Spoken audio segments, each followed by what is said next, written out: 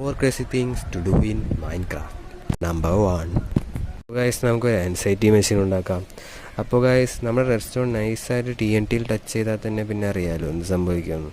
But guys machine setup ചെയ്തേക്കാണ് TNTയും റെഡ്സ്റ്റോണും ഒരിക്കലും touch ചെയ്യാത്ത രീതിയിലാണ്.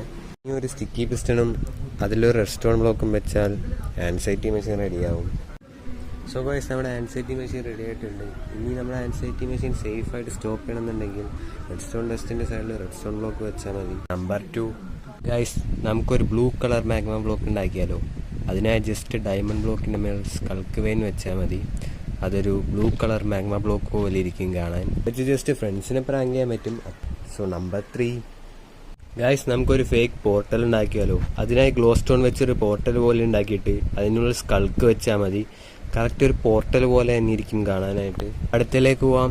നമ്പർ 4 നിങ്ങൾ സാപ്ലിംഗ് വെച്ചിട്ട് അതിൻ്റെ മേലെ ലീവ്സ് വെച്ചാൽ നമുക്കൊരു പ്ലാന്റ്